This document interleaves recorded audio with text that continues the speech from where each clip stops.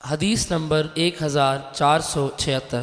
حضرت عیسیٰ بن حفص بن عاصم بن عمر بن خطاب رضی اللہ عنہ اپنے والد حفص بن عاصم سے روایت کرتے ہیں۔ وہ فرماتے ہیں میں مکہ مکرمہ کے راستے میں حضرت ابن عمر رضی اللہ عنہ کے ساتھ ہو گیا تو آپ نے ہمیں ظہر کی نماز 2 رکعتیں پڑھائی، پھر تشریف لائے اور ہم بھی آپ کے ساتھ ہی آئے، حتیٰ کہ اپنی منزل میں پہنچے تو بیٹھ گئے۔ ہم بھی آپ کے ساتھ بیٹھ گئے تو جہاں نماز پڑھی تھی اس کی طرف توجہ ہوئی تو کچھ لوگوں کو کھڑا دیکھا۔ پوچھا یہ لوگ کیا کر رہے ہیں؟ میں نے عرض کیا نفل پڑھ رہے ہیں۔ فرمایا اگر میں نے نفل پڑھنے ہوتے تو اے بھتیجے میں نماز کو مکمل کرتا۔ میں سفر میں رسول اکرم صلی اللہ علیہ وسلم کی صحبت میں رہا تو آپ نے 2 رکعتوں پر اضافہ نہ فرمایا، حتیٰ کہ آپ کا وصال ہو گیا۔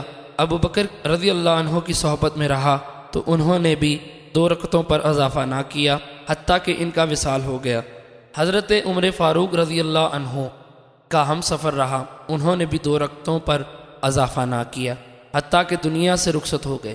پھر حضرت عثمان غنی رضی اللہ عنہ کا رفیق سفر رہا، انہوں نے بھی وصال تک 2 رکعتوں پر اضافہ نہ کیا، اور اللہ تعالیٰ نے فرمایا ترجمہ سورہ احزاب آیت نمبر 21۔